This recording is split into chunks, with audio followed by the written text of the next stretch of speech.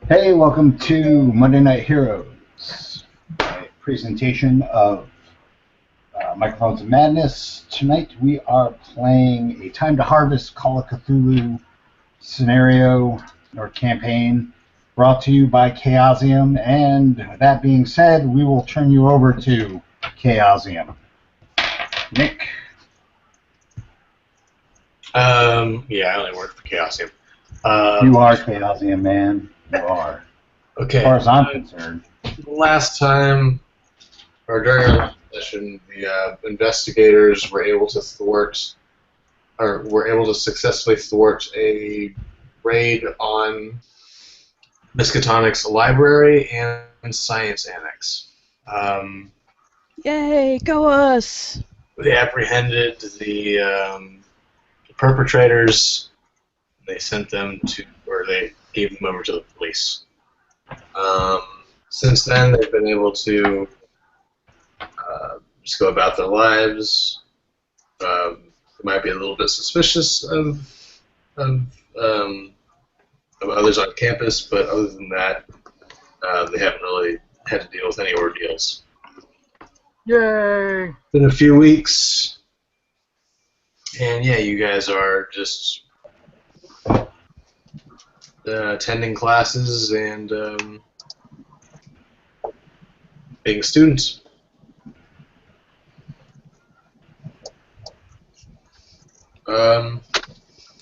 James says he's going to be a little bit late. Okay. But he's coming. So yeah, what do you guys normally do as students now with like the school?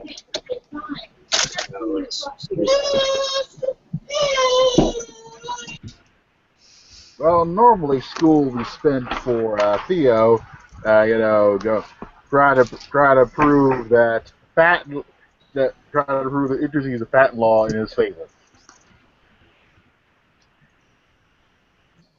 I'm probably between work at the library and classes. I'm probably checking in on Benny, seeing how he's doing since he's probably in the hospital. Yes, he is. He's slowly recovering. He's almost right as rain.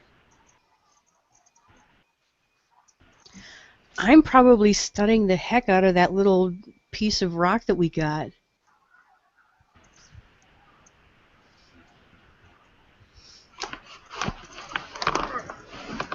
Okay. Trying to figure out all I can from it. I'm teaching classes and working on my thesis. Okay. So, at one point, a couple of weeks later, you all receive a letter from Mr. Pasquale asking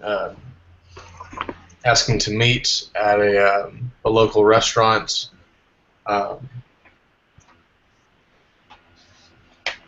to discuss recent events. He says that he works for a company called Federated Oil and Chemical, and he would like to know what each of your involvement in the recent events at the school were.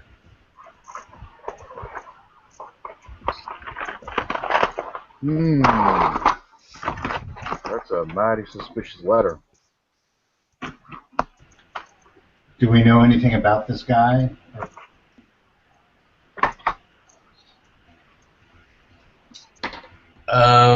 No. Can we research to see if we know anything about this guy? Can we find anything out about this guy?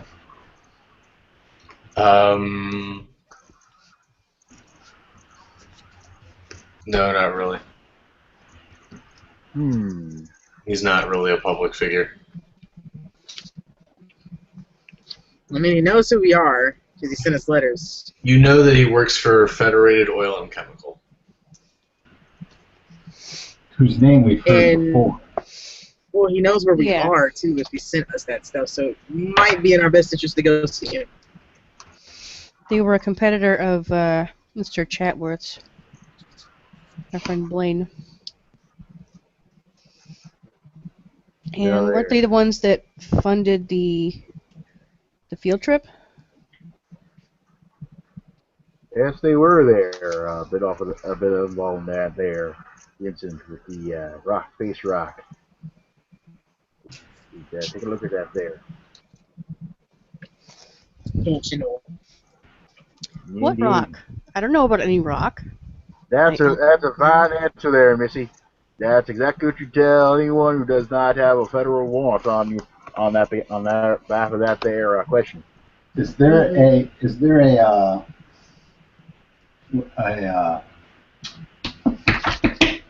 telegram address I can send a message back to this guy? Yeah, it's a local hotel in Arkham. One word. Why? Okay. A few hours later, you receive a telegram that states, my benefactor, Mr. Abelard, would like to meet you to discuss mutually beneficial matters.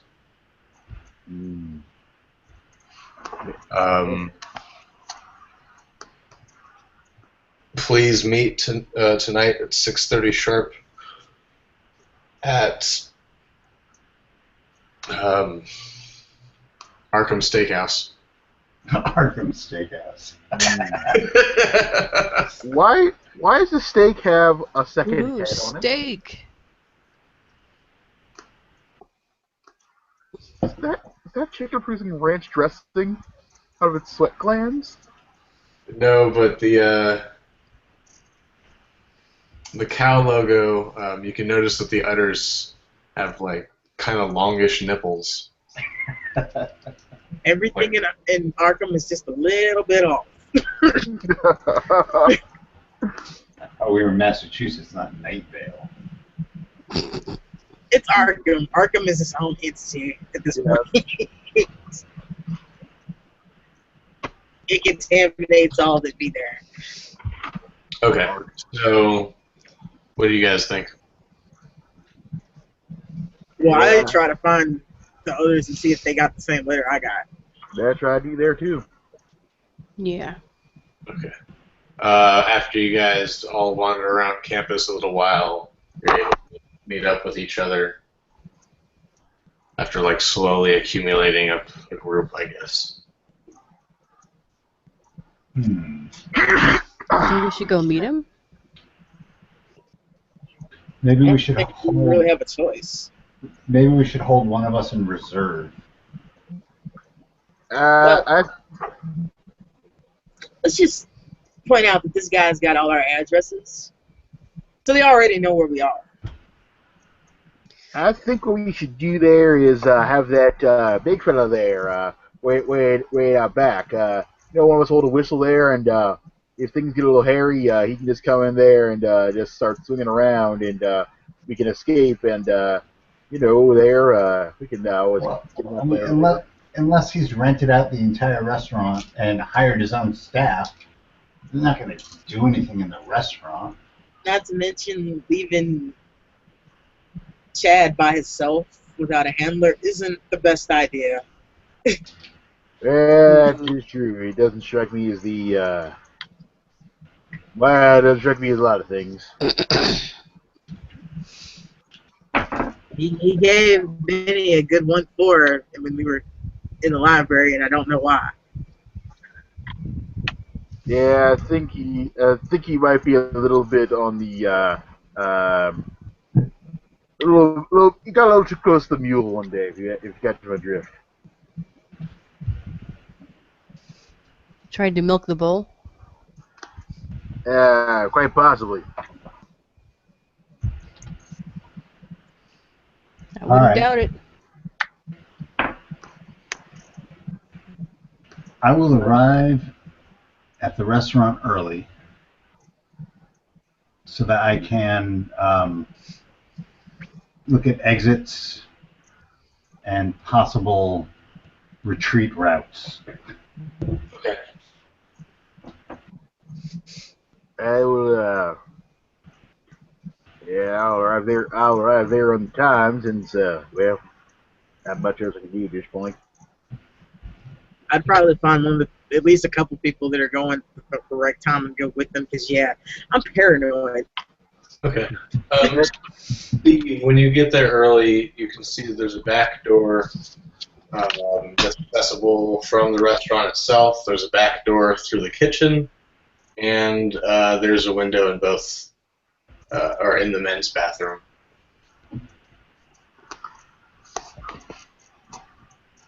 So, and there's the front door, obviously. So there. What's outside of the window? It's like a garbage alley. Yeah, it's an alleyway essentially. All right. Okay. Oh dear, garbage alley. When I go, I will bring books and notebooks like I'm just going there to study. I'm gonna just look all innocent. At a steakhouse. Sure, why not? I'm gonna make sure one of them their stick knives is extra close to me to catch my drift. The pen is mightier than the sword. Okay. Yep. I'm just hoping the guy fits the bill. I really want a steak. Well, it was really fine letter, like it was really fine letterhead, and That doesn't mean he's paying. That's all I want to know. True enough. the implication is there. So you guys Maybe arrive. the chief gets like the rich. The hostess sees each of you and says, Mr. Pasquale is waiting for you at the over this way, and she directs you to a booth. You follow her. See that this is a pretty nice restaurant. Everyone's in tuxedos or really fine dresses. What are all you wearing? I'm dressed nicely. I mean, I knew we were coming to a steakhouse. Of course, there I'd be dressed in my Sunday best there. Yeah, I don't have a tuxedo, but I do have a monkey suit. Okay. Oh God. Okay, so maybe I won't be bringing my books. Blue trench coat, fedora, orange Gas socks. mask. Orange socks. Gas mask. Not the orange. What are you gonna flash a restaurant? The hostess asks if you would, or asks to take your coat, your trench coat, before seating you.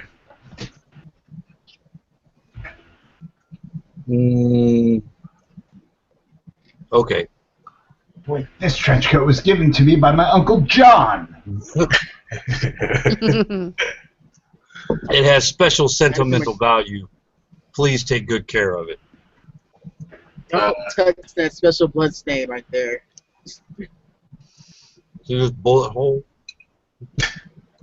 So the hostess directs you over to a booth where a single man is sitting. From what you can tell, he's a somewhat taller and thinner than average man. He has sandy blonde hair that's peppered with bits of gray. He has brown eyes and a sharp, angular face. He has a really expensive suit on and a gold Swiss watch. He sees you all coming towards him, and he stands to greet you all and shake your hands. As he shakes each of your hands, he says, "Hi, my name is Leon Pasquale. It's very nice to meet you."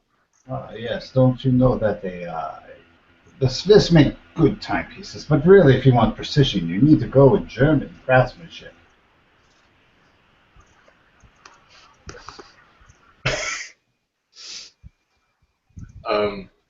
Benny's not going to shake his hand. Okay. Well, I don't Hello, like Dick. being handed things. Hello there, Mr. Pasquale. I am Theodore LaFollette Milton. No relation. It's very nice to meet all of you. Okay, so when I shake his hand, I'm wearing gloves that like go all the way up the arm. Uh-huh. Say pleasure. Pleasure. It's very nice to I'm meet you. paranoid. I thought I was paranoid, but apparently everybody else is more paranoid than me because I just shake his hand. As did I. As did I there. Oh no, this is just part of my I don't make a attire. formal name announcement because, yeah, he apparently already knows that. Please, I'm sit. not going to give him anything else that he doesn't need to know. I've ordered a nice bottle of wine for the table. How did you get the wine? Say that again. Where did you get the wine? We ordered. Prohibition, right? Point. This is one of those. This is one of those connections. He used connections. All right. This is one of those times where you could just slip. One of those restaurants where you could pay a little bit extra, and Yeah. everybody turns their cheek.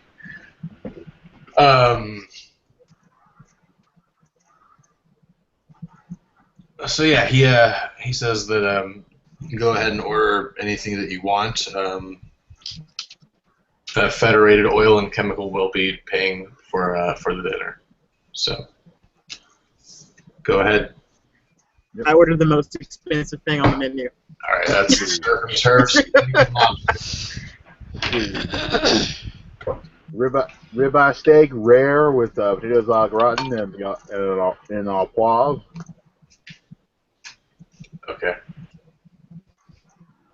So everyone gets whatever most extravagant thing they can currently think of. Or something. Filet mignon, my good man. Medium rare. Okay. And if it's not correct, I will send it back. I'll be correct. So yes, the waiter takes everybody's order, and once the waiter is out of earshot, Mr. Pasquale starts discussing matters with you all. He states that he works directly for Michael Abelard, the CEO of Federated Oil and Chemical. Everybody roll a no roll to see if that name rings a bell. 08. I knew the heck out of that problem. Yeah, 35. I don't know shit. Okay, those that make it know that Michael Abelard is one of the richest men in America, but he is a reclusive man of which little is known.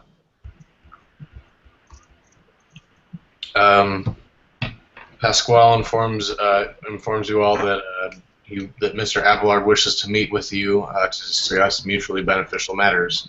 He said in his telegram.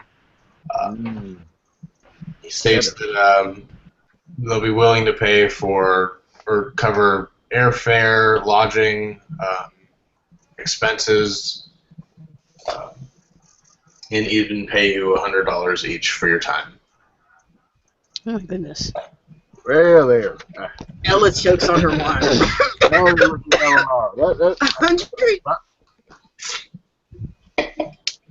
I asked him if he'll be covering our brain in a jar expenses as well.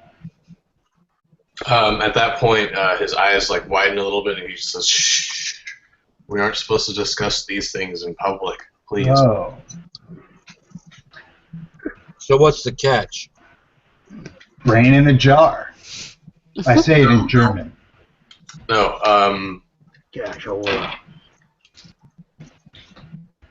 We will have to go. We will be going to Boston Harbor after this meeting.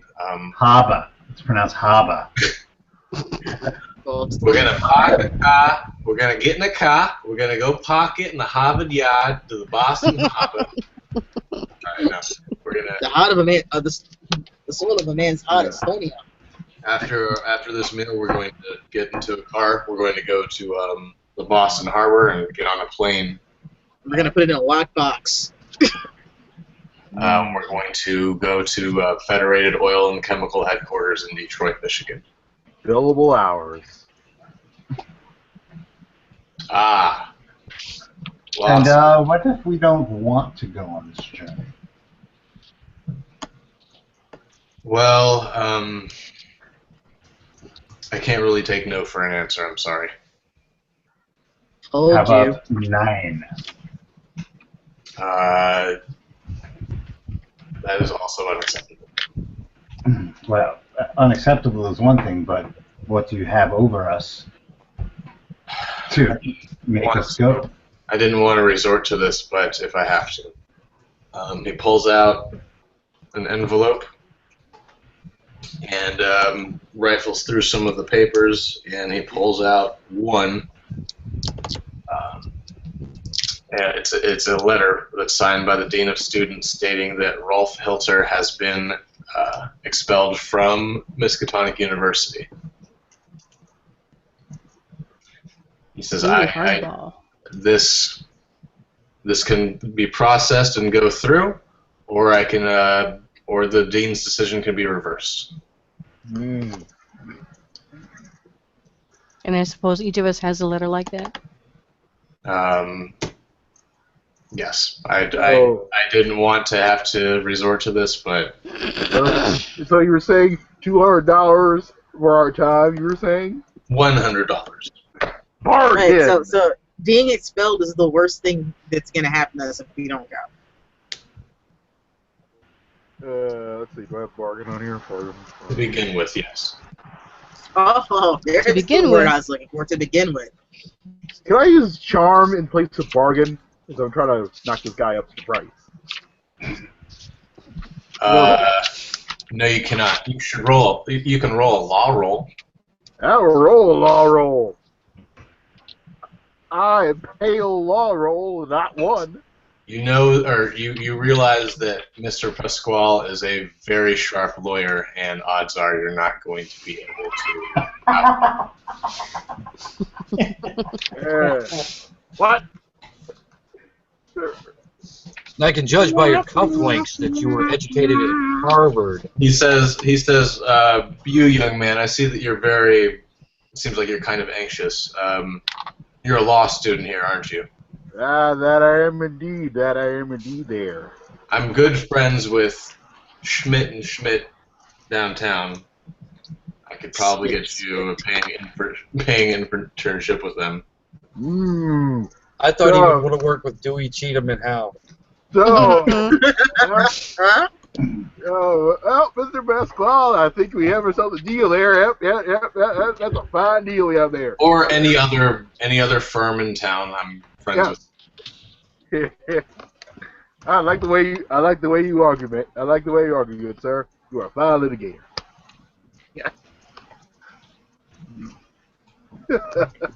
So, what say the rest of you? Free trip to Detroit, Oh, because that's a don't rocket get expelled, and $100 in your pocket. I say cheers. It's 1929. Detroit is a boom town. Wonderful. And And goes on our glass and just asks for more wine. It's like, we don't have a choice. Just top me off. the food arrives. All fantastic. Yeah. I just turned to Ella and go, we have a choice here. We can milk this for all it's worth.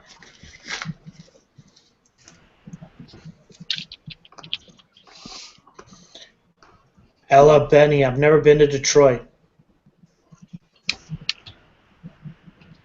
I haven't either. It's a nice place. It's got cars. It's got the cars. I predict in a few decades it'll be bankrupt. Oh, that's You're always a impossible. pessimist. They're American-built cars, built by Americans. Solid. Next, you'll say the crime rate's going to go through the roof. Probably. Okay. So you guys eat. You're ushered into a set of cars, and you're driven to the Boston Harbor. Harbor. The harbor. Harbor. The habit. Park the car and then you get to the harbor. Gravy train. Once you get to the harbor, you see a seaplane on the harbor. All right, so there's a seaplane there. You're ushered into it. Wouldn't it be a harbor plane? No, it would be Technically, a be a bay harbor plane. plane. It's in harbor. The harbor plane. It's in the Ava, near Ava. All right, so you guys take off. You take off. The flight takes a couple of hours, but it's You just got Canadian. I'm 5. What can I say? We're gonna let Chad fly the plane. The flight. I don't think that's a good idea, Penny. And- Is this a And Messerschmitt? here's the end of Time to Harvest. Thanks for listening, folks. Yep. As everyone goes down over Cleveland. Theo's last words are $100, $100 per diem. Per diem, he only said $100, period. He's been trying to renegotiate the whole ride, the whole car ride to the harbor, and now the plane He's ride. trying to re-figure it out in his head. Like, Yeah, what could I have said Brain in better? a jar. I hope not, because if he's actually saying that out loud and Chad's in the car, I'm gonna figure out a way to get Chad to punch him. Okay. Again. Don't get He wrong. has a soft jaw, trust me. Okay, soon, or after a few hours, you descend and land upon a large body of water. And on exiting the craft, It's full of lead. you notice.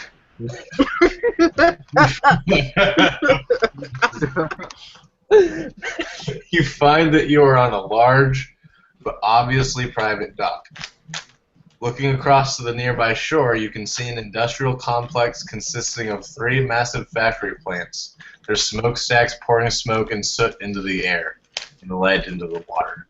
I'm just kidding. Roll spot hidden. Ooh. Wow, man. Freaking Swanee Swans and the Barbaloots are going to I have to think- say about this. I I did make not make that. No. What is my spot hidden? I see nothing with an 88. I missed.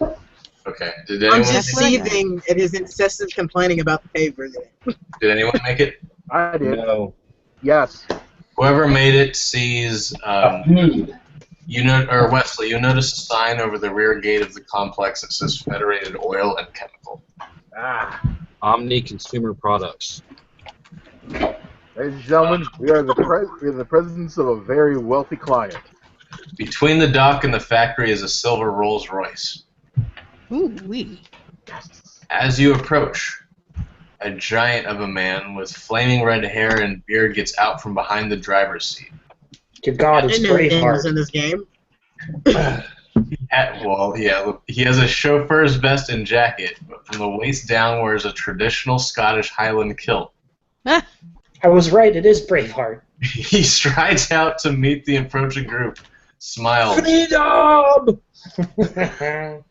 and politely tells you, I've got to pat you all down. And I You got the pot of stew, eh? apologize for that horrid accent. Chad had turns to nobody I Ellen. was down. not Big aware fucker. that dinner implied this. Goodness. Really?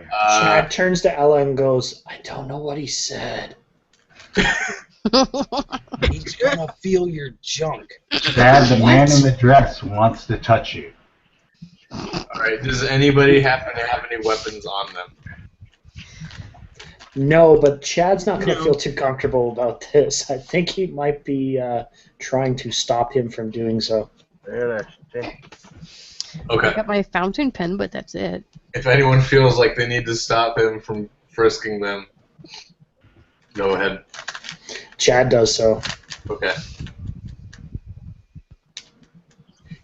What kind of roll should I do to try and stop him? It's like, hey, Wait, don't while touch he's me. doing, I have a question. While he's doing that, has he patted anybody else down?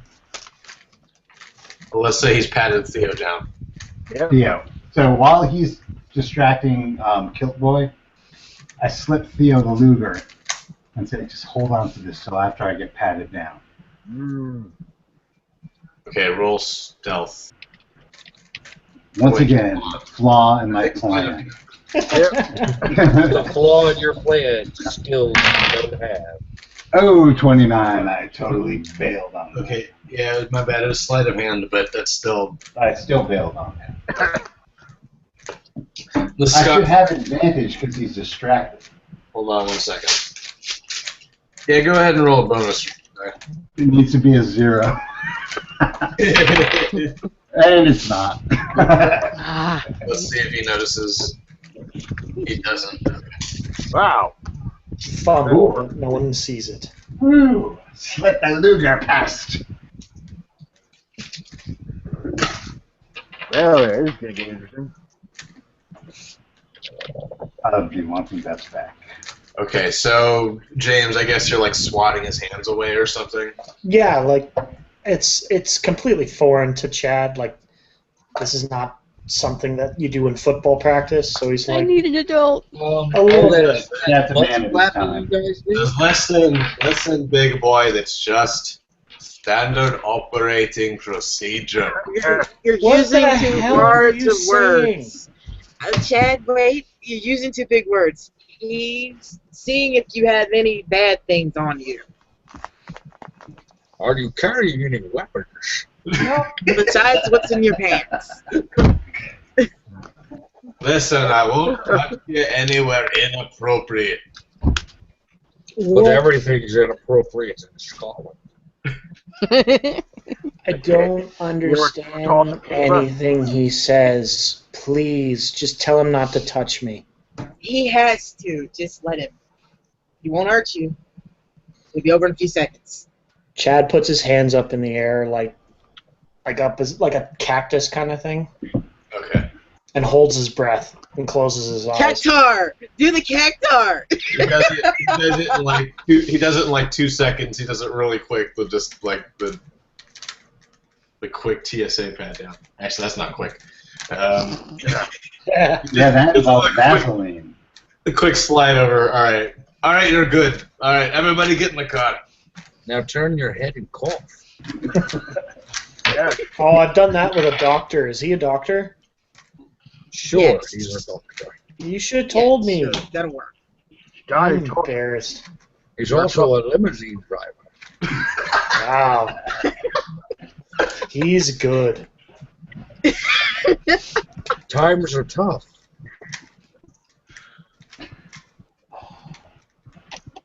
Sorry to hear that. Okay. How many of you are there? There's 1, 2, 3, 4, 5, 6. Okay. There are 15 of us. Yes. 23!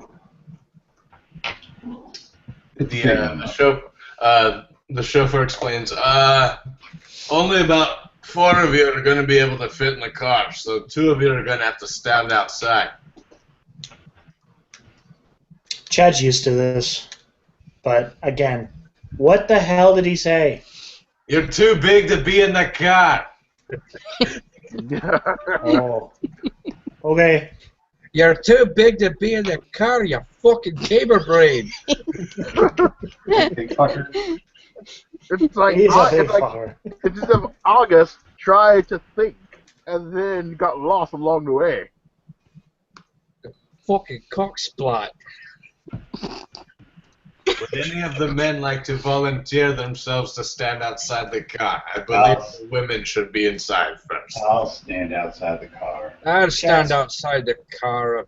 Fucking bandages are killing me already from being on the damn plane. Chad is used to that, considering he's how big he is, so he happily volunteers. So he, the chauffeur he opens the rear passenger door and holds it open as Ella and Astrid get in first, and then followed by Rolf and who's also standing outside. Sorry, I'll stand outside. okay, Rolf and Theo. Yeah. In the Inside. car door. The large car sit 2 people. First person you all see, is a very attractive young lady with short blonde hair and a neat bob, with blue eyes and a stunning figure in an expensive business dress. On the seat On a across scale of 1 to 100, how attractive is she? Is she at least an 99. 85?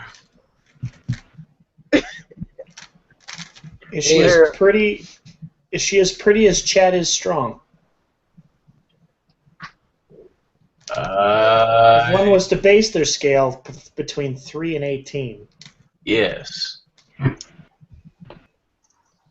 She had the best yams that I've ever seen. She's very attractive. The Yes. legs, they went all the way up. I just want to know if I have competition. Theo, make sure his tie is extra straight. 0 to 100, you can say she's an 85. Damn, she barely edges me out. So It's okay, Ella. You're the best looking one here. You didn't even try and put effort into that. okay, so Ella feels a little bit of jealousy as she sees this woman. It's on for a split second. She really doesn't care. I was just me being a dick. I just want to hear you say it. On the seat across from her sits an imposing man who can be none other than Michael Abelard. He is an obese man with thinning gray hair and hazel eyes. On a scale of 1 to 100, how obese is he? He's got an 85 I started size. something. Well, now we know why only 4 of us can get in the car. Yes. That's right. Chad is on the other side. On a scale, It balances out. on a scale, how rich is he? Okay. On a scale of 1 to 10. Young lady isn't connected to him with a chain, is he? No. There isn't some sort of small creature with them, right? No. There's not a thing with like a extended proboscis mouth singing, is there? No. The first thing Theo does is they go, Mr. Abelard, I am Theodore Lafayette Middleton, no relation. Pleasure to meet you there. Michael Abelard. He says. Michael. Michael Abelard. That's a fine honest handshake you got there, sir. He says as he eats a giant frog. Yeah. Yes. He grabs it out of the jar of pickled frogs. Yes. Your favorite piece of art, what? Actually, clamped between his teeth is a fat Cuban cigar. The smoke is kind of like making a cloud. It's not Jabba the Hutt. It's fucking Kingpin. This is a client. This is an honored client. We want. Does he have a walking stick with a big diamond on the top? No. Is But he Theo, bald? as you go to shake your hand, he goes, "Yes, Theo, it's Mr. Abelard. It's very nice to meet you." Mr. Abelard, it's a pleasure to meet you there. And then he goes to as he goes to shake each of your hands, and he greets each of you by name. He knows who each of you are. No thanks. I had chicken on the way over. Ah, yes. The dark one. The one that broods in the corners at night, yes.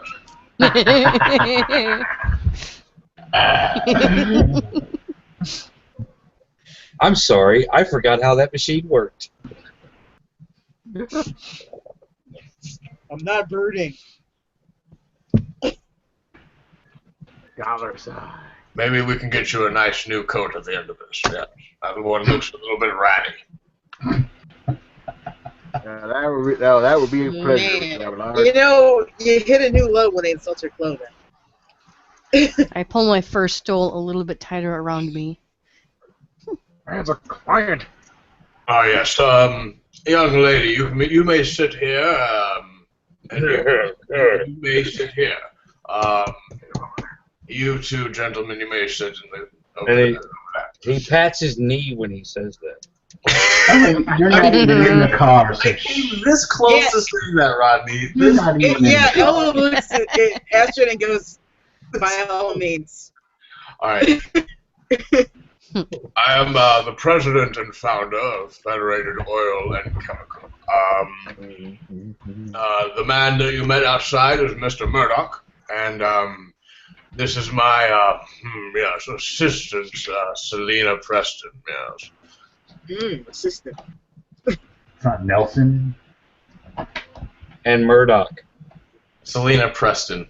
Yep. Oh, Theo tips his, And Miss hat to Miss Murdoch. I mean, Miss Preston. Preston. Oh yes. Let's get down to business. Several years ago, I was on a mountain climbing trip with my. I'm sorry, but how were you on a mountain climbing trip? Miss Preston was probably climbing up. I wasn't. This is before time. I wasn't the man you see before you now. I ate him and his brother. My weight gain has occurred over the last couple of years due to my inactivity. I cannot use my legs anymore. And buttered biscuits. You poor Gary Danger man. Well, I'm sure it's science and American know-how will be able to fix that problem for you one day. But yes, as I was saying, So your head in a jar friends couldn't put your legs back on? no, they aren't my friends. No, they killed my son and they took my legs from me. And he like starts like fidgeting a little bit, and he like his assistant says, "Here, sir, drink some water." And he goes, yes. Yeah, he like drinks some water, and some of it like trickles down like the side of his mouth onto his shirt. Politely try to avert my eyes, more for my comfort than his. Excuse me. Yes. I stare at him piercingly. Germanly piercingly. Ooh. The aliens that you just mentioned, the Migo, were behind this tragedy, and I've been on a quest ever since to hunt these aliens down and make them pay. The real reason why my company has been funding the field trips to Vermont was to look for signs of these aliens. I know about the recent raid on the library and the science annex at Miskatonic University. I believe that the Migo were behind that. What exactly happened that night? If you don't mind me asking. This. Then he undoes his shirt and rips down the bandages to reveal a question mark-shaped scar. Ah, yes. Benny has joined the Blue Oyster Cult. Not an upside-down question mark. Well, that's one heck of a shiner you got there. Look, it's actually an S. For what? For what? Sure it's not a bad Benny shape. lies awake at night, sweating, going, more cowbell. More cowbell.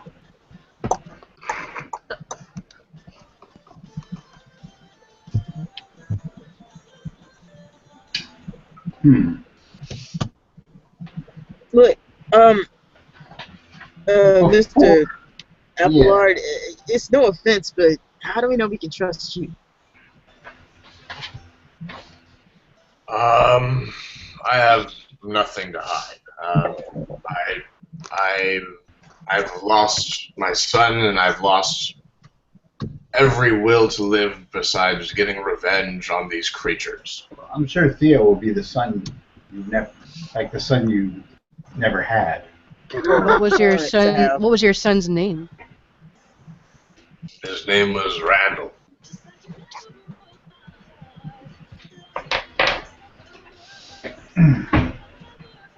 Well, I'm sorry for your loss. Sad, tragic day, sir.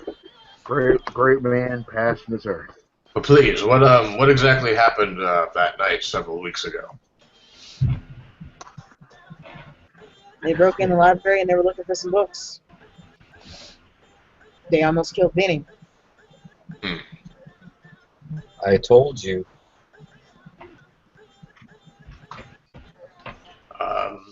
Don't call me Benny. Do you happen to know which books they were trying to get from the library? Ella just kind of looks away. And what of the science annex? And he looks towards Rolf.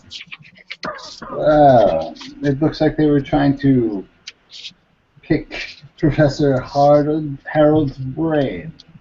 Or the other professor. Yes, indeed. I'm familiar with.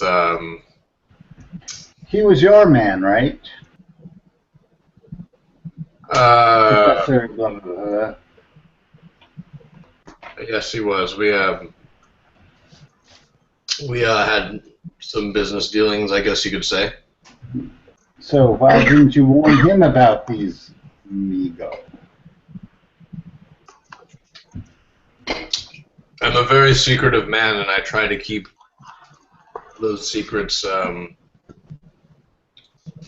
myself, unless I know that there are some people that have witnessed or undergone the same type of tragedy that I have myself.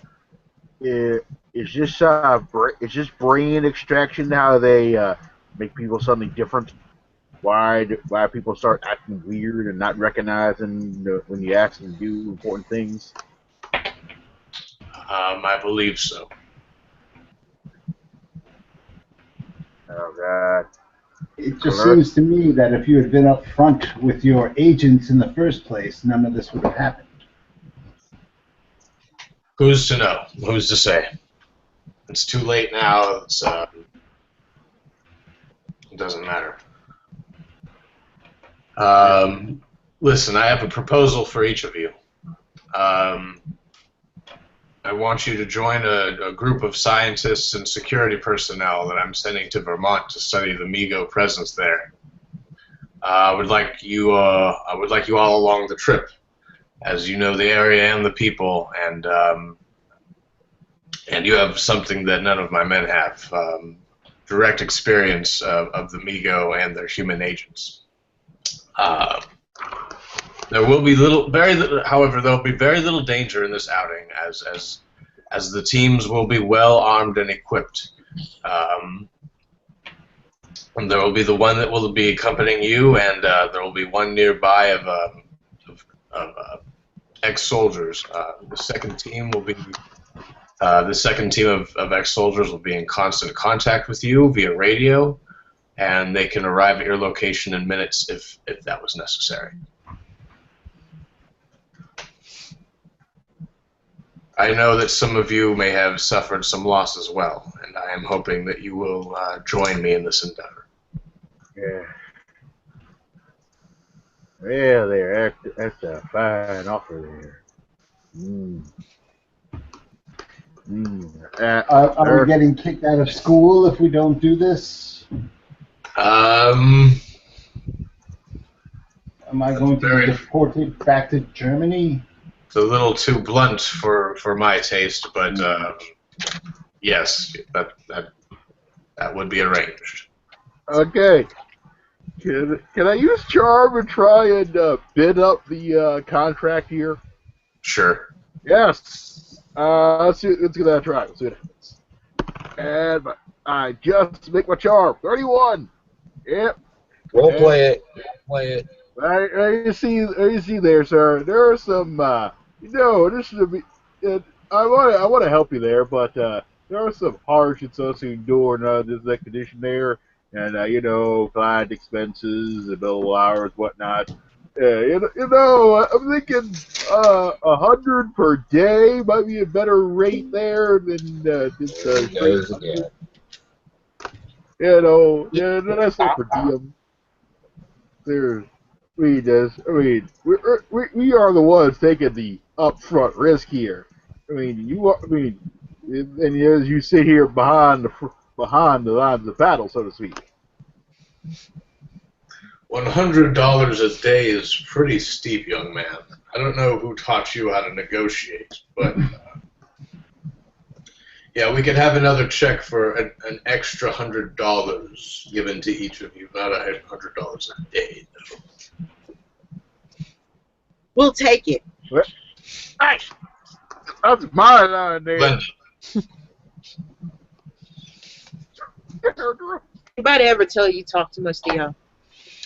Never. That's how. That is Consider how yourself it is. told. You talk too much, Theo.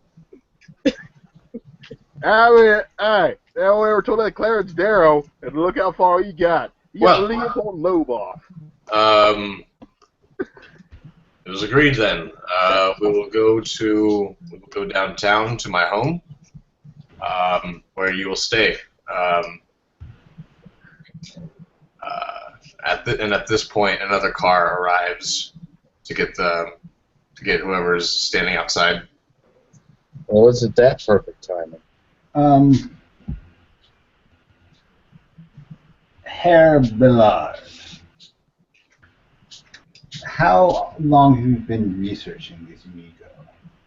It's been several years. Do you have accumulated knowledge written down that we can look at?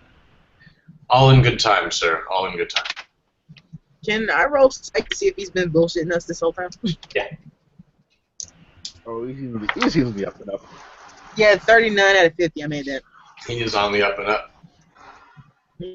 Everything has been a complete truth this whole time. Standard procedure to make sure, and I appreciate that $200 for making. Yep. Let's go. Okay, so you guys are driven from the outskirts into downtown Detroit, where you are taken to a 6-story high-rise building.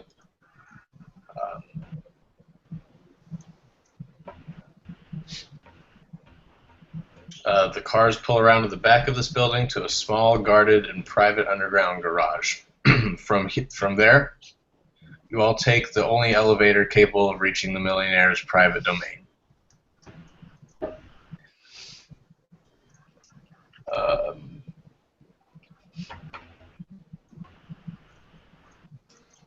You're each shown to your rooms on the 6th floor. And once you go inside, you each find a brand new wardrobe of expensive clothes waiting for you. Brooks Brothers. Next to each bed is a nightstand with a little bell with a tag on it that says "Ring me for service." There's a note on the nightstand as well. It says, "Greetings. There are some stipulations for your stay. You are not to place telephone calls, post letters, or leave the building without Mr. Abelard's permission. And even then, you will need an armed escort. This slight inconvenience is necessary because in the past, Mr. Abelard suspects that there has been surveillance by agents of the enemy in the building. It pretty much becomes apparent to you that you're basically in a prison, albeit a gilded one." I get my Luger back from Theo. Yeah, sure. Yeah, sure. Client's always right. And this, what is that? What is that material? We play our cards right. We could be in a great trade for life. Goodbye, patent law. Hello, corporate law. Okay, so once you arrive there, it's pretty late, and you're all kind of exhausted.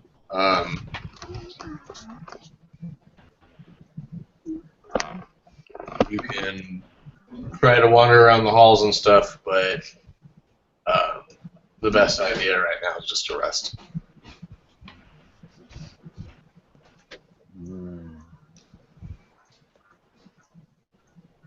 That's what I do. I sleep now. I'll plop down in a chair with the latest E.L. Shelley novel. I take a look out my window and see how far a climb it would be to get out of there. Spider-Man. Like how far down would that be? 6 floors. I've got climb. 6 floors. I'm a rock climber. You want to climb out the window? I just want to see what it would, how far it would be. Like, is this feasible? Oh. If need be, if the need should arise. You're actually on the 5th floor. I'm sorry, not the 6th floor. But yeah, it would be a really, really difficult climb down. There aren't really many, like there aren't any footholds or handholds. Have you ever tried to climb up a brick wall face, or like put your fingers like in the grooves? Has Astrid, you mean, or have I personally? No. Like I'm just trying to get you to get like the feeling, but yeah, that's kind of what it is. Okay. It's a brick wall face. It's gonna be hard. Okay. Okay, just checking it out, just in case. And you guys are 5 stories up. I carefully check my room for bugs and peepholes. Okay. No, there aren't any peepholes. There aren't any microphones or bugs or anything like that you can tell. Like no wires, nothing like that. No hidden holes. No. It's honestly just her nature to do that. No problem. Does anyone else want to do anything? Nope. You sound. Listen to the radio. You want to listen to the radio? I want to listen to the radio. Okay. You can do that. At this point, you guys can all improve upon your skills. So if you have like a check or a check next to a skill, then go ahead and take the time to see if you improve upon it.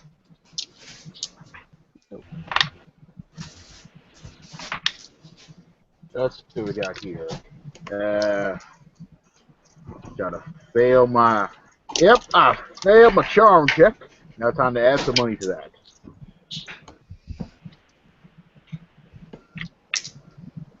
Is that a wad of dollar bills in your pocket, or are you just happy to see me?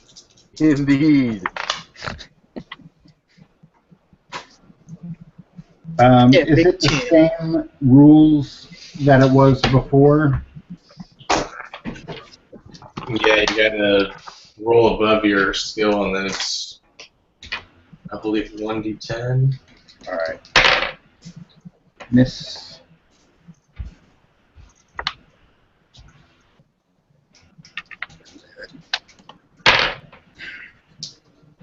Okay, so while you guys are doing that, though, you guys all rest. The next day.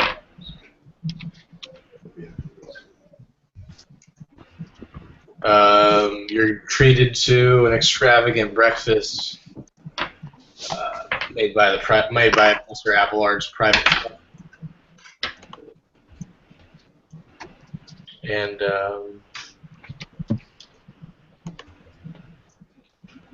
a meeting is called for noontime in the 5th floor conference room.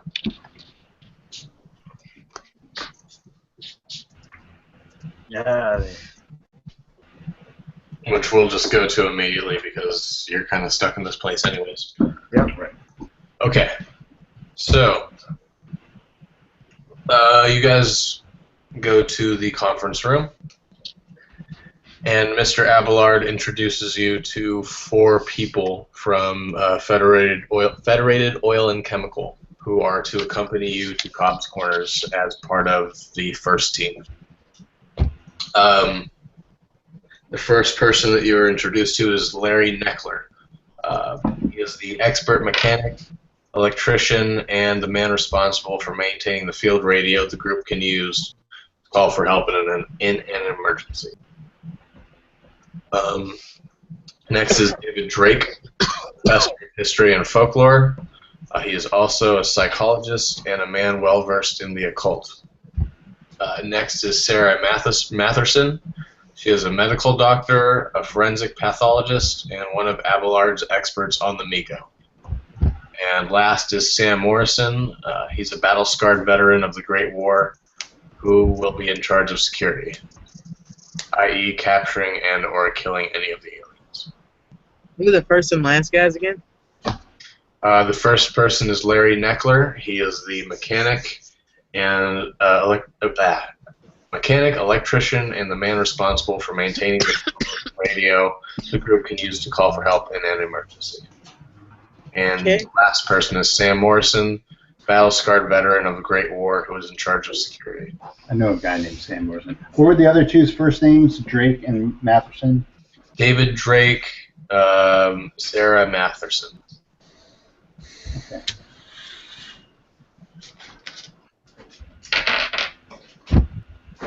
Well, aren't we just a regular Suicide Squad?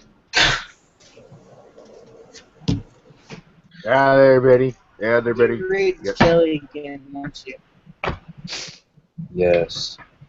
We're on the cusp of a great thing here. Our great support staff here in Benefactor is sure to get us into the nice revenge and or benefits afterwards. Benefits. Yeah, $200 won't get you anywhere. Go ahead. Okay. As expenses covered. Mr. Abelard starts the meeting. He says, yes, please, if any of you have any type of input or anything that you need to suggest or that you feel like needs to happen in this plan, just please speak up. This is a round table discussion, and it should be open to any type of idea whatsoever. We're dealing with something that's a little unknown to all of us, and we should keep any idea in mind. That being said, let's go through the plan. The 10 of you are to return to the same farmhouse that was used on the last Vermont trip. Once you are going to renovate it first? are there any renovations that need to be made? The whole place needs to be raised and rebuilt. Why would you say this? I'm sorry? Why would you suggest this? Is there something that happened last time that we're not aware of? Missing people seems to be something important. Yes, people seem to keep going missing there. Yes. My friend, Well, I for mean, example, John Jeffries. They went missing because some of the people on our trip were obviously agents of the Migo. That had nothing to do with the farmhouse. I was just merely pointing out the place is a piece of shit. I've never been, so I don't know what you're talking about. Let's see. Well, we know that they not wrong. we know they can I fly. don't know what you guys told me. They can fly. Therefore, what we need to be prepared to take out aerial targets.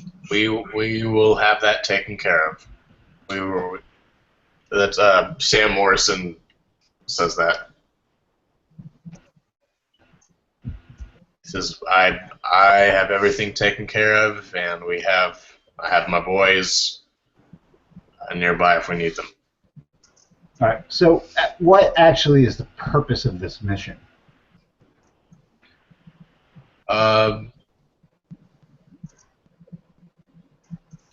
You're essentially.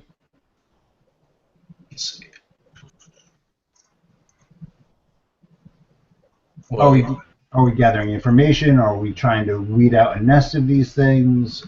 you're gathering information. The plans for this outing are pretty simple and straightforward. Once you're in Cops Corners, you will Resume interviewing locals for tales and folklore concerning the strange creatures from the hills. You should follow up any leads as long as it seems safe to do so. In addition, Sam is going to lead a short excursion into the hills looking for signs of the aliens. Larry will stay at the farmhouse to maintain a regular schedule of making radio contact with the second FOC team. These transmissions should take place once in the morning, late afternoon, and evening. Hold on. Can I save us all a bunch of time? Yeah. Can I have that book that we found in Blaine's apartment, that his girlfriend, the diary? Do you have it? Can I roll luck or something? Yeah. 06. I have it. Okay. Here are all the stories you need about the strange motherfuckers from the hills. So we don't have to go back and talk to those evil, rude, worthless, rambling people. Sounds like you guys had a blast when you came up here.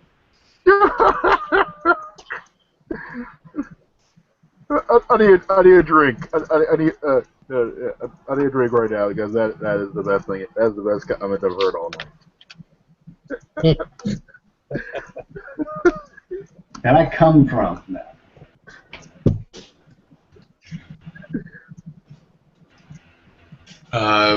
Abelard takes the book, flips through it, and says, "Okay, yes." Yes. He says, "I guess this is a hunting party."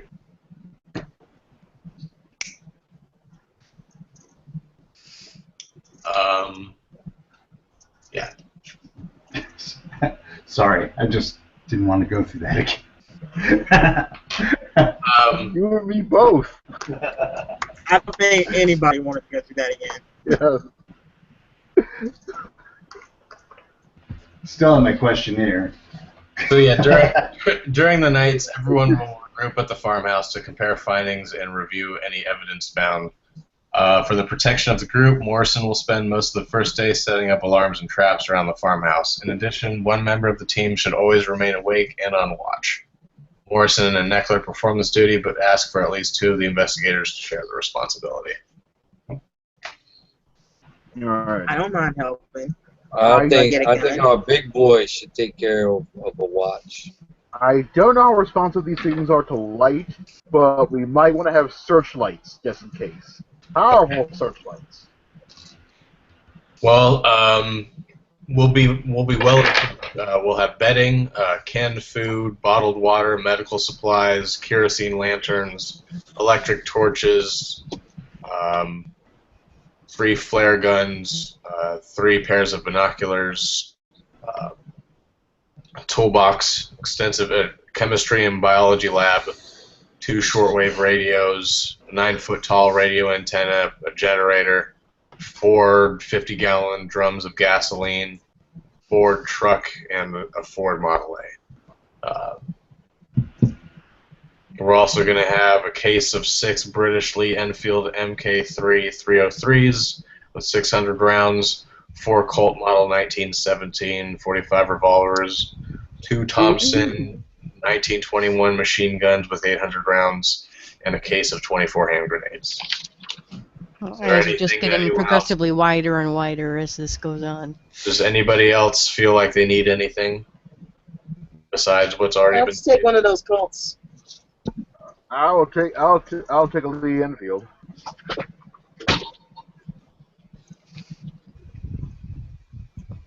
But yeah, if anybody feels like they need anything else that I haven't stated, now's the time to put it on the list. Now's the time to haggle over Take equipment. a cat.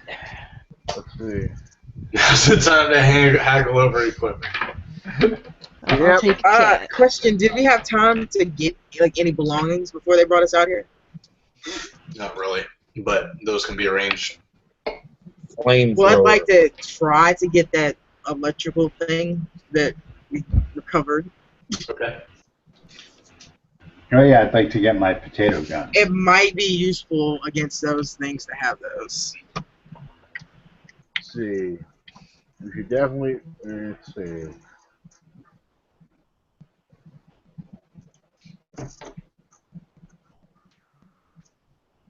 Interesting question, though.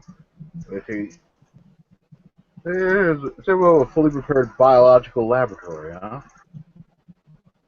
You're a lawyer. Just stay the fuck away from it. I'm just saying, we might need to crack open someone's skull at some point. Okay, that's what Sarah Matherson is for. Skull cracking. You are for negotiating contracts and protecting land rights. You have no other duties besides negotiating contracts and protecting land rights. Sometimes you have to negotiate with Tomahawk. Haven't you ever watched a deal with the Indians? Land rights. We have to protect our land rights before Tomahawk with some skulls. Alright. Do you know how hard it is to split a skull with a tomahawk? No. Do you know I how do. hard? Do you know how hard it is to negotiate the release of Leopold and Loeb when you have them dead to rights? I do. Probably as hard as it is You didn't listening do you talk that. about law. Alright. You didn't do that, did you? I could have done it. No, because you're a student of law. You know what? As You're long not as I've a known lawyer. you've yet to actually do anything. You're actually not a lawyer. You are a pre-law undergraduate. Oh. No, I'm a law student. I am a law student. But I'm the law. Student. I am the law. Student is the operative word there. Alright. So, I'm basically done with this. does anybody else have any suggestions to the plan, comments, or would anybody like any other equipment? Marbles. Yeah, that seemed to work well. Yeah, because they fly though. I want lots of ammunition for Das Luger. I want every piece of information they have on megobiology. Okay. Dr. Matheson suggests that you two meet privately to discuss that, or if I anybody want to else meet would with like them to- too. If anybody else would like to join in on that conversation, please. Yeah, I definitely do. Do we know anything about their?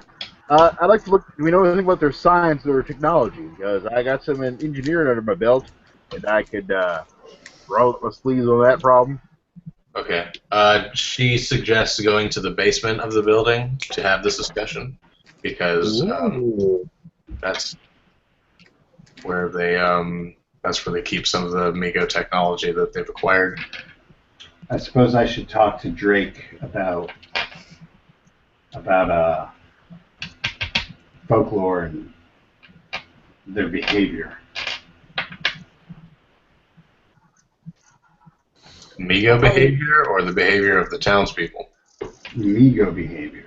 He's not gonna know. It's Matherson is the expert on Mego. Oh, I'm sorry. I thought he was the history folklorist occultist.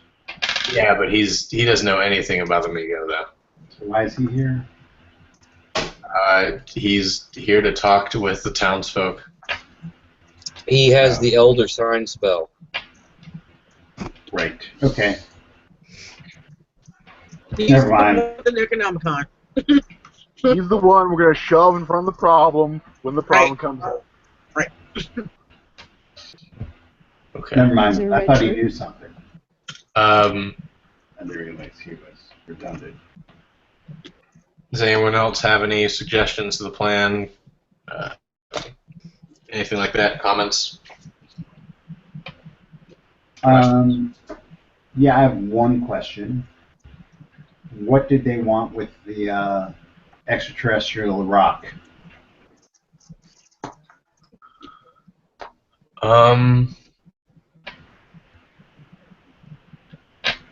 The Mego have an interest in in minerals and metals, as they are most often found in remote mountainous areas. Migo are most often found in remote mountainous areas. Clarify, sorry. So you don't know one with the extraterrestrial rock. They don't know why they want that rock specifically. Okay.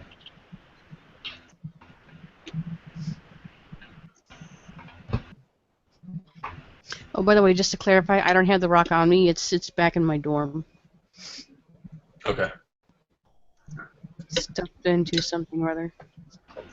So you said they could go back and get that stone, the lightning thing from me. Now, but Professor Whatsy was studying the rock. Could we get somebody to ask him what they wanted with it? Get someone to ask who. Professor Geology guy. Oh, yeah, you could send a letter. Yeah, let's. Astrid, why don't you send a letter to him to ask him what they actually wanted with this rock, what they were trying to get at. It was so Yeah, I'll do urgent. I'll do that. Okay. And I do that. Okay. Chad Ask has him what he found. It'll be some time before that letter comes back. Chad has one question. Okay. Shoot. Do they bleed?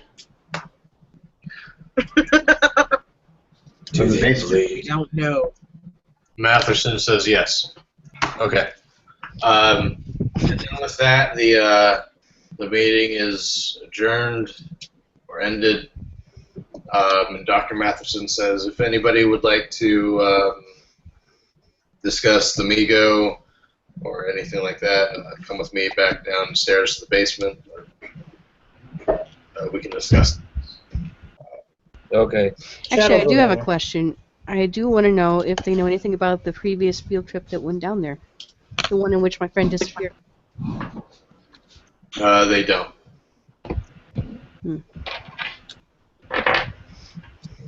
Denied. Every time I try to get close, I find another door blocking me. Oh, I'll find you, John. I'll find you. I will. I'm just kind of saying this to myself. I'm going to go down the basement with the rest of those guys. Okay, so who's going down? I am. Guinea. Chad is. Is everyone essentially going? Yeah. Okay. So you all follow Dr. Matherson into the elevator, and you guys start heading down to the basement. You're standing on my foot, Chad. Sorry. It's not a lot of space here. So, Yeah, we know. Dr. Matherson kind of turns her head around. She's like at the front, nearest to the door, and she asks, "So what do you know exactly about them?" They're like crustaceans. They can fly. Yeah, some have wings and some are able to fly. Yeah, they have some claw-like hands. She keeps like nodding her head. And the ding of the elevator goes off. And she says, "Follow me." The basement is well lit and clean, though you can smell a really odd mixture of scents, mainly mold and bleach, that permeate the air. Immediately I to just your talk about left, smells like home to me. Mold and bleach. Hmm. immediately to the right is the lobby area where the scientists put on their lab coats and wash their hands in a large circular sink. Benny's bathroom. A large workspace is equipped with both scientific and medical tools. The rest of the basement is either clear or taken up with metal framed cells, each about 6.5 feet tall, all covered with curtains.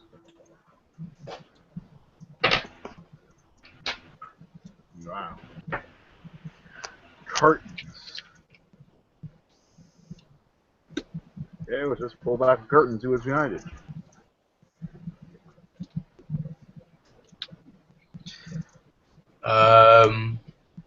The doctor continuously keeps talking about the Migo as she walks towards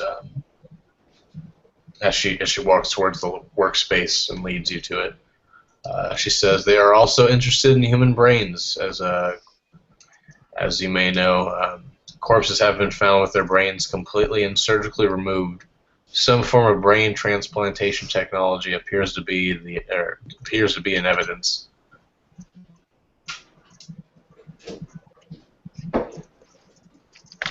Wouldn't transplantation imply that they put something back? Yes. They can put. My guess would be they can switch human brains from body to body. We've already seen evidence of that. Yeah, we're seeing some things. Yeah, That's very interesting. We have? that's what I said. As the doctor leads you towards the workspace, you see 3 cells where the curtains are partially open. In the first sits a steel examination table, which can be seen as fitted with several leather restraints. An electric generator sits on the floor nearby. The second cell contains people who appear to be studying 2 mummified bodies. Behind the scientists, who are gingerly removing dehydrated organs from the 2 corpses, lie 8 untouched mummified bodies. Each is submerged in a tank of water. Anything strike me as interesting about these? I mean, we're talking bodies here. Yeah. What's that? The doctor explains that the remains were recently discovered in the Andes in a supposedly derelict Migo base. They believe that the mummies are some yet unseen form of the Migo, perhaps one designed to mimic human appearance. May I? Ooh. But no, let's continue. But each of you roll a sanity. Each of you roll a sanity loss. I'm solid as a 6. rock. Made it. Passed it. I'm good. If you passed, it's 0. If you failed, it's 1d4. It's bodies, man. If anything, I'm upset they're making us leave because I'm like, I want to look at that closely. They better Missed have it by something. 1. Chad loses 1 point of sand. I take 3. I hope she has something better up here. Solid. Third cell contains several items originally found with the mummified remains.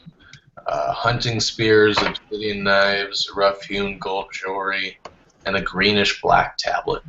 Even more interested. Matherson explains that a team of the country's best cryptographers is being assembled to analyze the unknown language written on the stone. Can I look at the stone and see if I can identify it? Sure. Okay. As you look at it, roll a geology roll. 06. Hell yeah. You can you identify it as extraterrestrial in nature. There are curious symbols and sigils in no known human language carved into its surface. Additionally, chiseled into the center is a crude depiction of a humanoid figure hunched over with wings spread and great clawed hands resting upon its knees. The figure's head is octopoid in appearance and exudes a brooding malice. Sanity roll. Yeah. Is that everybody or For just everybody her? or just me? Just her. Or she's the one looking right now. Whoever's Can I see anything with archaeology? Yeah, No. I made it. Alright. Okay. You lose. Or you made it. Yeah, I made it. Okay, 0. Please keep following, or please follow me, please. Yeah, I have something that I believe is of interest to all of you. Chad follows. She leads you all to an area containing a phonograph and some chairs. She asks each of you to sit, and she explains that you are about to hear a recording of an interview that she conducted with an alien. An attempt to film the interrogation was also made, but amazingly, the creature did not appear on the film. When they viewed it, it looked as if the doctor was talking to himself. What was there audio on that? Curious. Yeah, that's we have the recording. We were able to make the recording. That's what I'm going to play for you now. It was made on November 8th, 1926. Federated oil and chemical agents had captured the Migo 2 days earlier in the Himalayas. At this point, they show you the sketch of a creature. Hold on, let me put it up.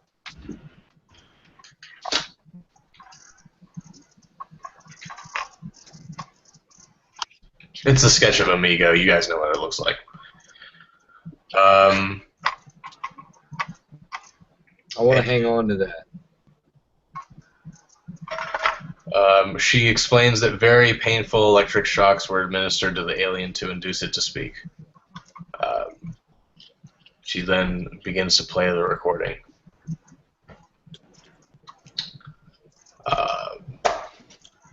The phonograph. She winds the phonograph up and then starts playing.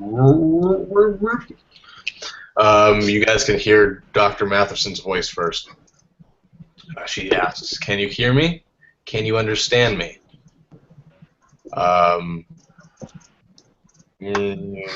Yes, we understand.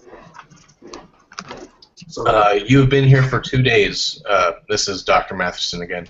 Why did you wait until now to speak to me? We did not speak your language. You mean that you learned English in just 2 days? How? Listening to human speech captured 2 solar cycles ago. That's amazing. So why do you wish to speak to me now? Hungry, require food. Well, I've tried feeding you everything I can think of, but you haven't eaten anything. Cannot consume food, must return to mountain. Well, I just can't let you go back to the Himalayas now, can I? We have not harmed you. Leave us to be left alone and in secret. No harm to you. Eat food, will die. Well, I'll see what I can do. But let's get back to the question, shall we? What shall I call you? We are Migo. Migo, eh? We found you in the Himalayan mountains. Where did you come from before that? Far away. You do not know of it yet. Yes, but what is it called? How far away is it? Very far. Food. Must have food soon. I'll get you some food soon, but I must know more about this place. Food. Food. I warn you, if you do not answer my questions, I'll be forced to administer an electric shock to make you talk. Talk no more. Must have food. Food. A flurry of sounds lasts for 3 minutes of the recording. The cacophony seems to include an electric hum, the hiss of static discharge, a metal scraping sound, Dr. Matheson shouting for the Migo to answer the questions, and an eerie buzzing scream. Finally, the subject speaks in an almost unintelligible word. Goth.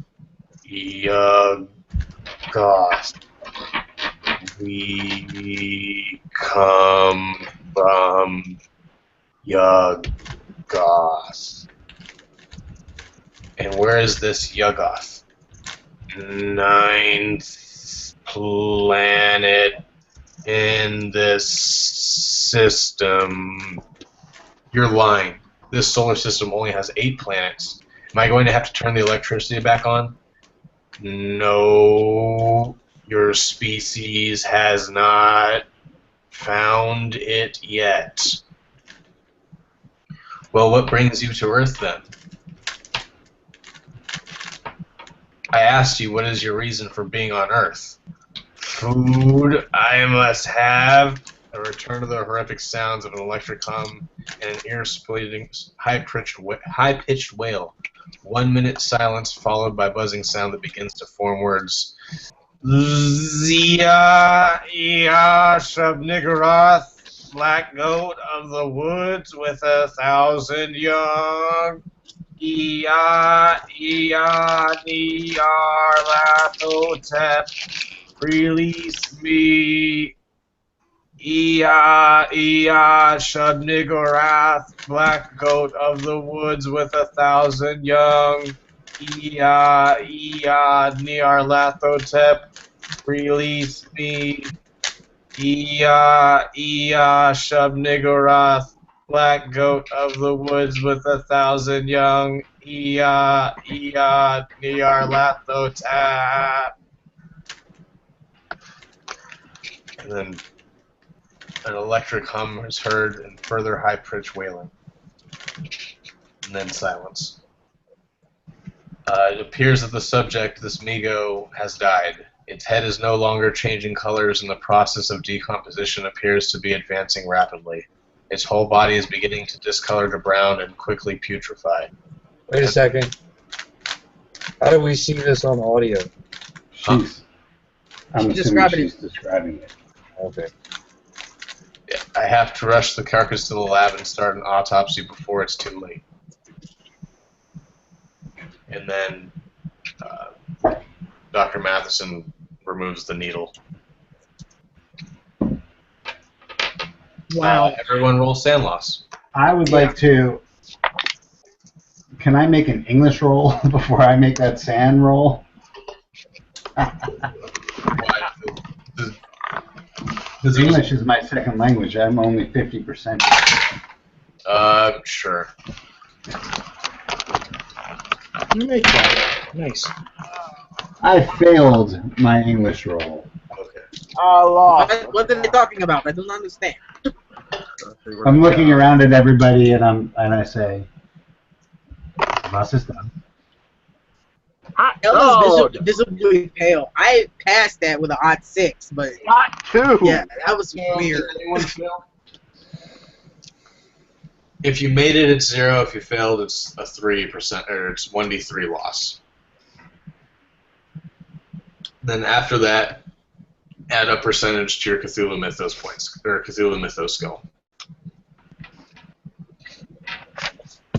If we failed or passed. 1%? Yeah. Okay.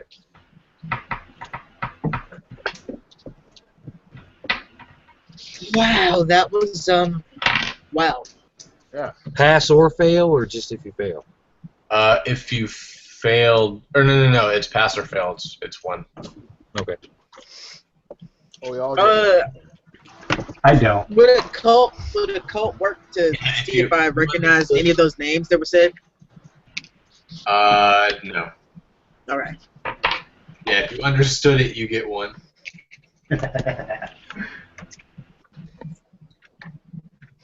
I asked Chad what the hell's going on. Chad raises his hand.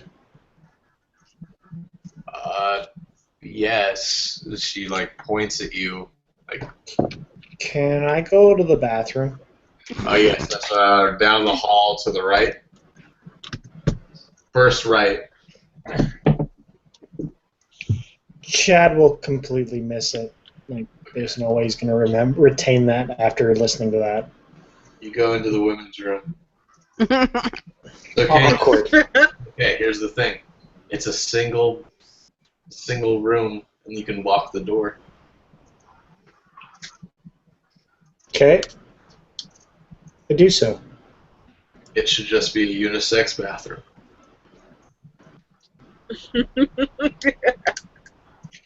All right. This is how Chad met Willie. What the hell? It was in a church. Do you have a copy of this autopsy report, Doctor? And yes, Benny is doing this with his hand because he wants that. You know, strangely enough, Ella is too. And he has turned into L from Death Note. The doctor, the doctor says that she'll try to find it, but it's been quite some time, and she's a little disorganized. Do you have the specimen? No, that's long gone. It's well past decomposition. So does that mean we can look at the ones back there that are mummified? Those, unfortunately, are off limits. So what is the generator for that was underneath that first table? That was used to interrogate the specimen that was on the phonograph recording. Oh. And other subjects. Other subject. Where's Watson and Crick when you need them? By top men. How many subjects have there been? That's none of your concern. We're here to Shut help you. You won't down. tell us anything. Say it again. I said we're here to help and you won't tell us anything. Fabulous. I understand, but it's not. Knowing that is not going to help us in any way. All knowledge is power when dealing with the unknown. Let's see. Well, from a legal standpoint, it's not always advantageous. Oh to actually God, here he have goes one. again.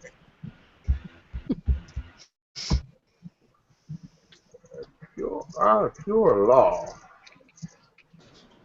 On the other hand, though, Ella? wise to. You remember that night after the movies, we were walking home in the rain, and you were looking up at what few stars were twinkling through the clouds? I do that a lot. Yes. Well, you got your wish. How does it feel? Shitty since they won't tell me anything. Well, we'll just have to catch our own and cut him open ourselves.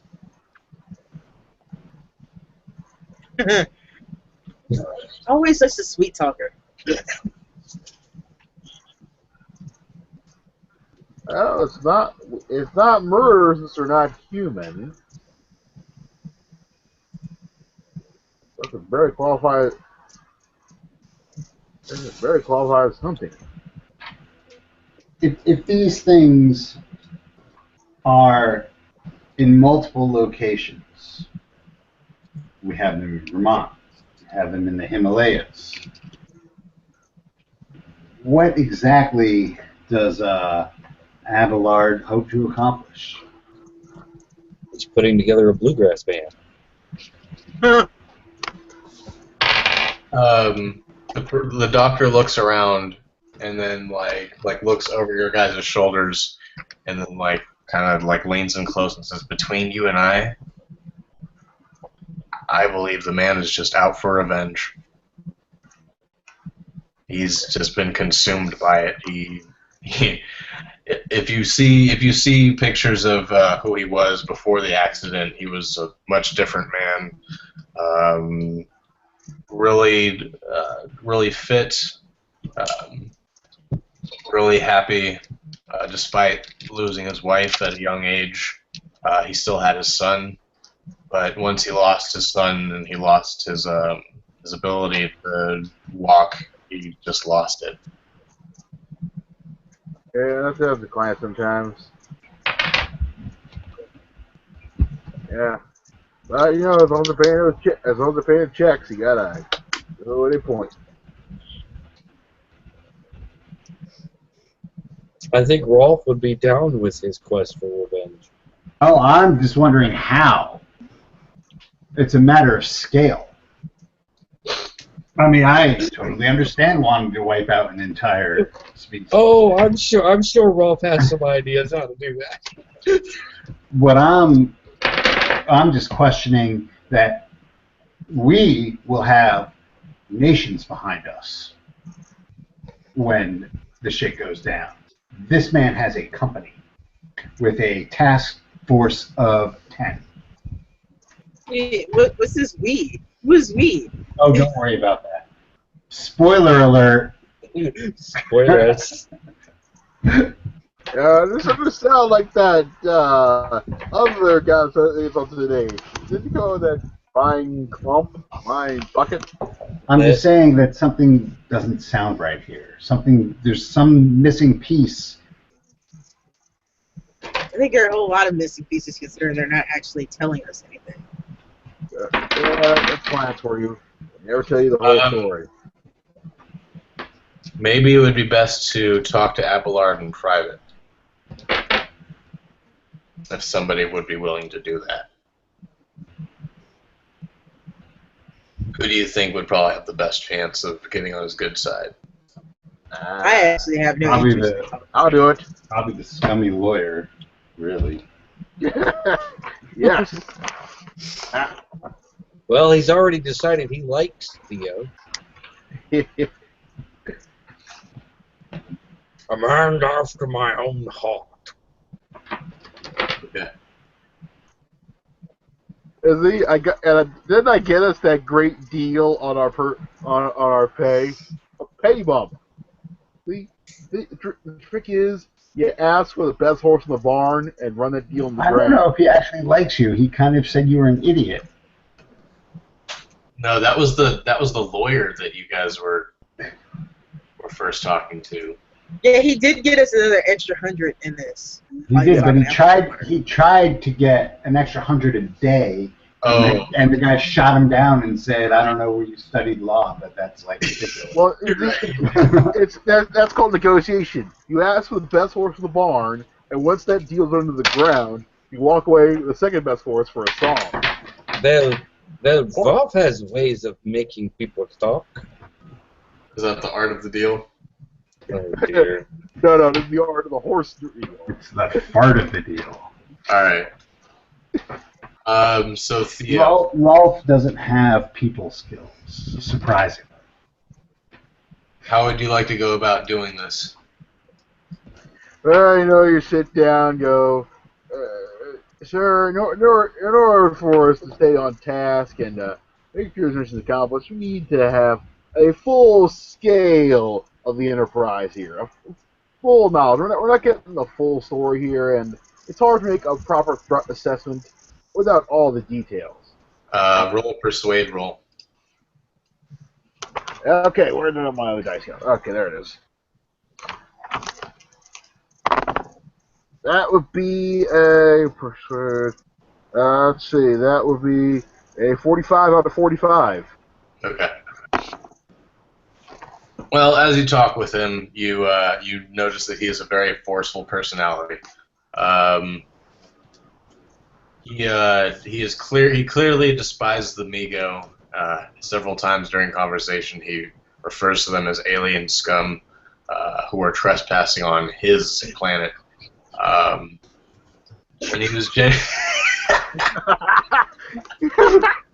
he is genuinely pleased that you have joined that you and your group have joined your team or joined the team, calling you all brothers and sisters in the fight for humanity.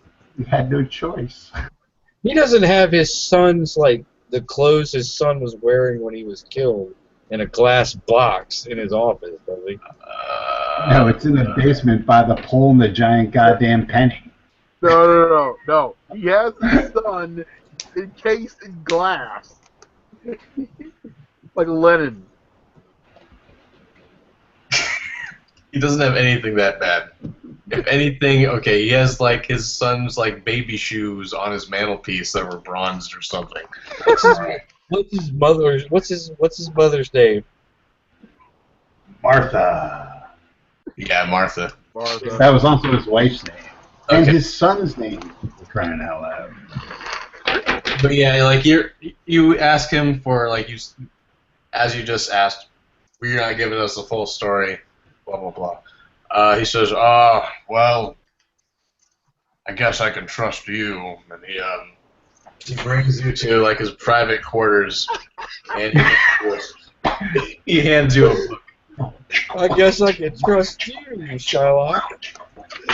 And he gives you a book. Says,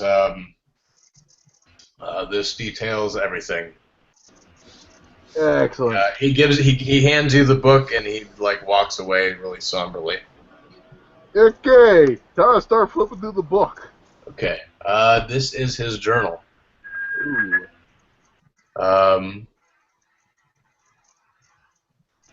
It's written in Abelard's scrawling hand. The first entry is dated May 21st, 1922, just 9 days after the climbing accident that cost Abelard his legs and his son's life. This first page contains a vow to make those responsible pay. The rest of the journal, spanning almost 8 years, attests to the man's passion and thoroughness in completing his single-minded task. The journal is filled with detailed notes of Abelard's hunt for Migo, his initial search through folklore and books of ancient wisdom, to his use of FOC's personnel to conduct field research. Later, the journal records the information his scientists and researchers have gathered about the aliens along the way. There's a strange procedure that you find, or a strange procedure that you find in there called, or like a list of steps called Procedure to Beckon Migo. Abelard discusses its use in calling the aliens out to allow his agents to eliminate those who respond. He also notes that only one alien has been successfully captured, noting with anger that it died before any information of real value could be drawn from it. And yeah, that's about it.